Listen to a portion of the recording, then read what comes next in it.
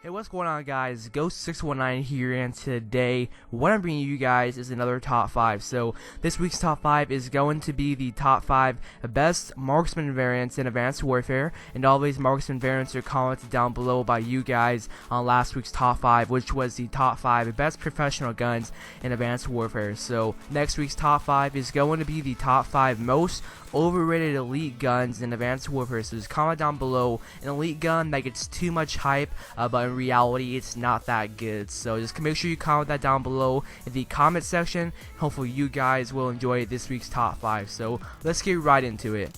So coming out the number 5 spot is going to be the IMR Feedback, and this gun has +2 in fire rate, -1 in accuracy, and -1 in range. And look at the range right here. This guy is AFK. I shot one burst clearly at him and he did not die. So you could definitely feel the -1 in range. You can. So that kind of makes this gun this makes this gun not have a fast time to kill, and in reality you would think that this gun does have a fast time to kill, since of its +2 in fire rate, but you can feel the range drop off, unfortunately. But with the -1 accuracy, with experience, I can't feel it at all. But that is number 5, the IMR Feedback. I don't think it is the best. I think it's decent. Most of the versions of the IMR are actually better than the IMR Feedback. So that's number 5, the IMR Feedback.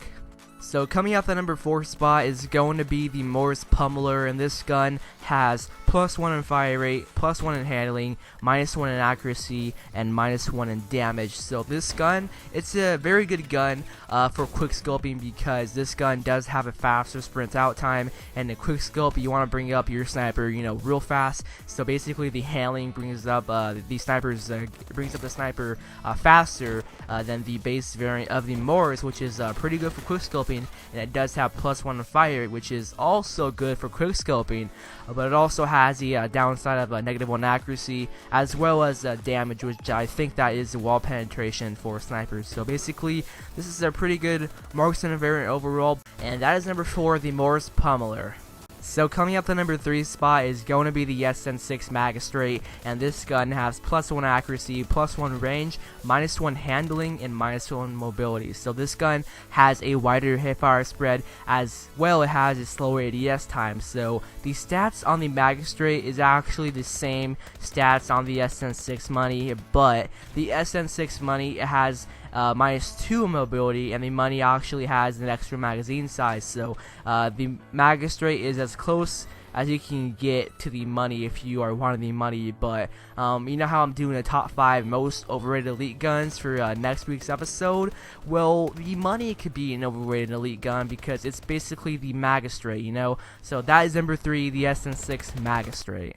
So coming out the number 2 spot is going to be the ASM1 Magnitude, and this gun has +2 in range, -1 in handling, and -1 mobility. So this gun, it has an integrated advanced rifling. You could actually stack that, so it has +4 range. Because if you guys do know, if you put advanced rifling on any gun, it just has +2 in range. So this gun basically has free advanced rifling, which is pretty good.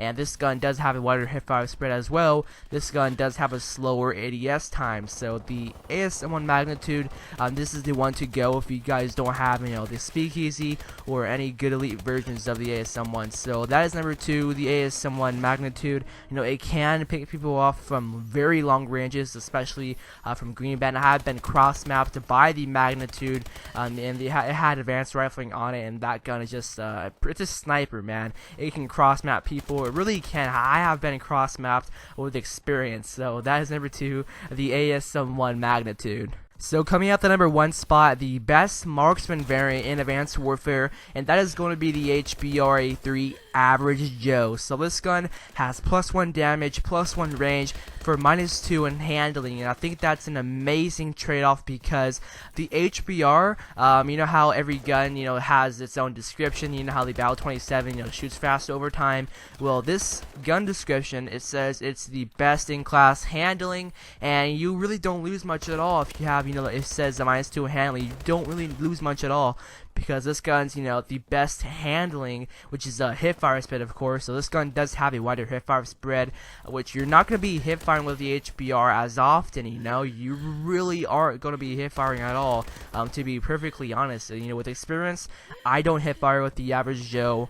And the Average Joe +1 in range, which is sort of like advanced rifling, but not quite there, and that's +1 in damage, which is absolutely amazing for any gun. You know, +1 damage for any gun, you know, except for snipers, because the more silver bullet, of course, that's wall penetration. But you know, for assault rifles at least, you know, it's good to have +1 in damage.